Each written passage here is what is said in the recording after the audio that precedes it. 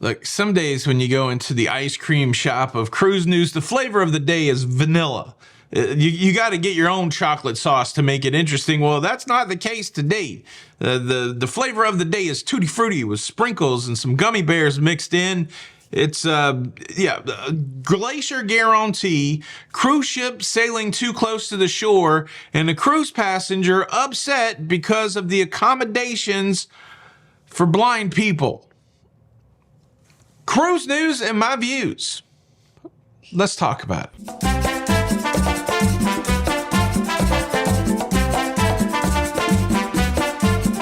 Hey, what's up, everybody? Welcome to La Lita Loca. I'm your host, Tony, here with the latest cruise news and views for your face. For your face on Sunday the 5th of April, 2024. And wow, let's just start with an interesting story. When you go to Alaska on a cruise, one of the things you look forward to is the one day in the cruise where you sail into a fjord, when you make your way to see a glacier. Maybe that's in Glacier Bay National Park, or maybe you're going to the Tracy Arm Fjord. You're going to see a glacier. It's part of the deal. Well, sometimes it doesn't happen. Sometimes the fog rolls in and you can't do it. You can't go and see the glacier. Well, we've got one cruise line boldly saying that, look, if you don't see a glacier on your Alaskan cruise, we're going to give you some money back. And I like this. I like this a lot. Holland America Line has been doing cruises in Alaska for over 50 years. They're considered one of the standard bearers, the top tier when it comes to Alaskan cruising. They do a lot to enhance the Alaskan experience. And now they're saying we're going to take it to the next level. We guarantee you that you will see a glacier on your cruise to Alaska, or we're going to give you a 15% future cruise credit. That's bold. That's bold. That's almost saying like we can control the weather. Like they got a machine to control. Obviously, they know that they can't control the weather, but there are a lot of different options for seeing glaciers when you are sailing. So I'm sure some whiz bang has done the math over there. Some actuary saying, well, based on past weather patterns and, the alternate plans that we can make and okay. It's pretty safe to say that most everybody can see a glacier on their Alaskan trip, and 15% is probably the right number. If not, again, it's I like it. I like it because I remember last year I did a couple stories about people not getting to see glaciers on their Alaskan cruise, and it certainly is one of the big things to do. I love going to Juneau in Alaska and going to the Mendenhall Glacier. Yeah, no way to go, Holland America Line. Have you ever sailed Holland to Alaska? Have you ever been to Alaska? Is this on your bucket list? Leave a comment below. Did you notice they're putting Marvel superheroes on the Coke Zero? I like it. I like it a lot. Cruise news story number 2, a sad cruise news story. We have a report coming from Ambassador Cruise Lines that a crew member has gone missing, feared overboard on one of their cruise ships that is doing an around the world cruise. This occurred on Ambassador's cruise ship, the Ambiance. It was reported after a breakfast roll call that there was an Indian crew member missing, and this is as the ship was sailing near Cape Finster on the northwestern side of Spain. The details around this thing make the prognosis for a positive outcome really slim. Again, the crew member wasn't noticed missing until breakfast roll call. So this means there's several hours that exist to where this crew member could have gone missing. Again, assumed overboard. The cruise ship did turn around and try to search the area that they had just been in. And then after a couple days, the search has been called off for this crew member. It's sad. It's sad. Cruise news story number 3, the state of Hawaii has reached out to Celebrity Cruise Line saying, you got some explaining to do, after multiple reports have come in saying that their cruise ship, the Celebrity Edge, sailed way too close to the coast of Kauai. Standard regulation in Hawaii is that large vessels carrying more than 50 passengers have to stay 3,000 feet away from the shoreline. Well, concerned folks, concerned citizens, concerned observers in Kauai clocked that the Celebrity Edge was somewhere like 1,000 feet away from the shoreline. Once they docked in Hawaii, officials went on board the Celebrity Edge, and a conversation is ensuing. An investigation is happening to see whether or not this actually occurred. Apparently, this is a very rare occurrence. One of the locals there in Kauai saying in his 20 years of observing cruise ships, never saw a cruise ship that close to the coast.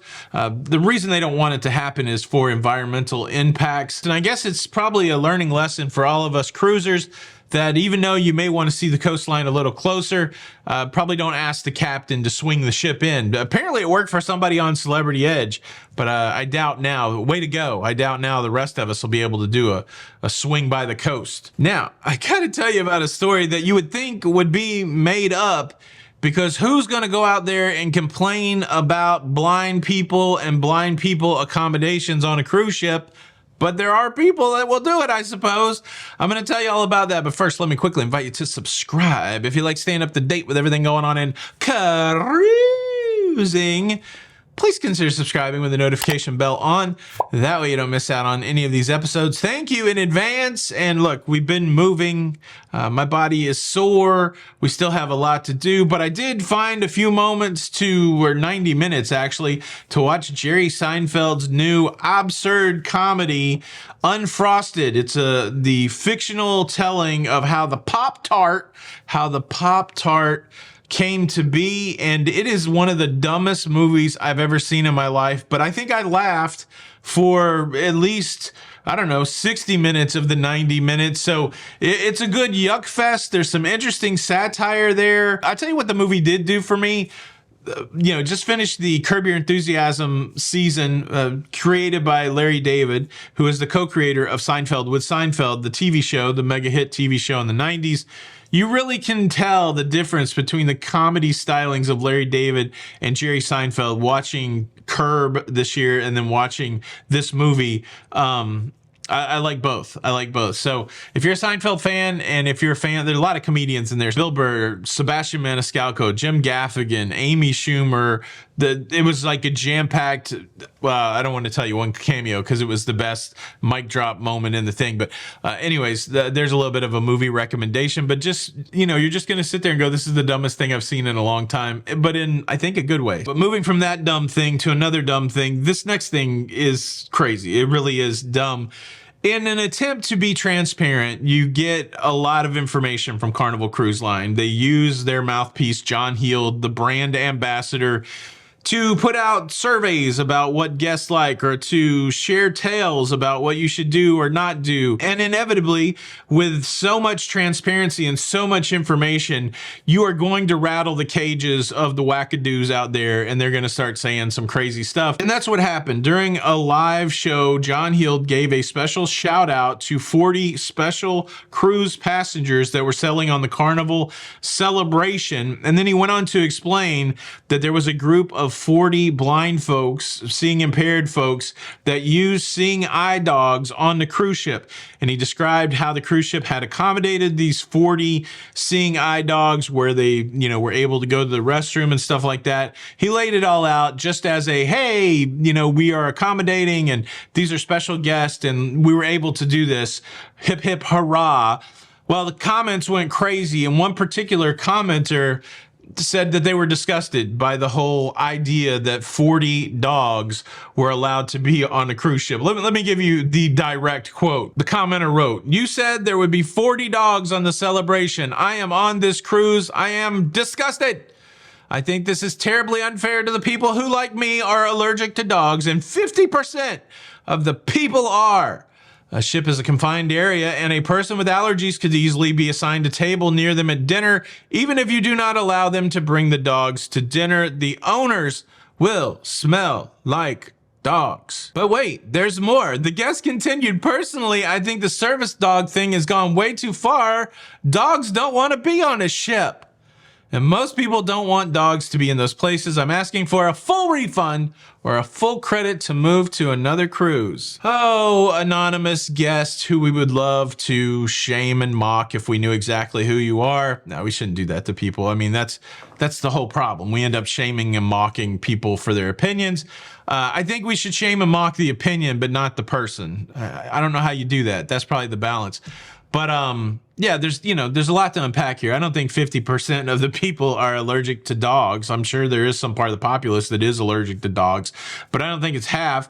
And then to suppose that dogs don't want to be on boats is a weird thing. Like, that's a weird thing. So me, anecdotally, I could point to a few dogs that I do know like to be on a ship. So maybe for them, anecdotally, maybe they ran into a dog down on Skid Row, and it's like, hey, dog buddy, why are you down here on Skid Row? And he's like, well, they used to make me get on ships, and I don't like that. So maybe that's their point of reference. I don't know. Either way, seeing eye dogs perform a service for people who cannot see. It's like the CPAP. I mean, that's a simplification, but they are more of a medical instrument than a pet, is what I'm trying to say. And, it's essential for the person that's disabled to have these dogs as a tool. And it is good that Carnival is able to accommodate so many people. We remember the story of the gentleman that was blind, that was denied access to Virgin Voyages. I get the fact that you're allergic, and maybe that's enough to say, I feel like I'm worried about being allergic. These are big ships, but I think it could be a valid concern that there is a possibility for this person to run into these dogs and have an allergic reaction. So maybe some sort of accommodation should be made. The other thing that they're doing for these 40 guests is they're providing them menus with Braille so that they can read the menus. I'm sure there's going to be some, person in the main dining room like, hey, why do they get special menus? That doesn't seem right. It's that cruise life. This could be the dumbest story in a long time. I guess everybody has to advocate for yourself. But man, when your advocation for yourself lowers your sensitivity to people that are challenged with disabilities, that seems like a bridge too far, at least for me. I guess it is fair to mention that a few months ago, there was a passenger that was uneasy about a service dog being in the casino. And look, maybe that's a fair complaint, because if you walked in on this scene, I could sense some sort of uneasiness. I'm just kidding. I don't think there were dogs playing poker on the cruise ship. But if there were, I would stop and watch that all day. It's like, oh, look, Fido's got pocket aces and he's getting ready to go all in. You should slow roll that. Okay, I'll ask the question. Who's right? Who's wrong here? Should Carnival refund the person who's allergic to dogs? Because the person who's allergic to dogs did not know they would be traveling with 40 dogs. Because cruising's not some place you traditionally travel with dogs. Does the allergic dog person have a paw to stand on? Are they deserved a refund? I don't know. Leave a comment below. Excitingly, we got half of our garage cleaned out. The other half left to do as it cools off today. Hope you're having a fantastic Sunday. This is Tony for La Lido Loca. Until the next time, we'll see you on the Lido. Bye.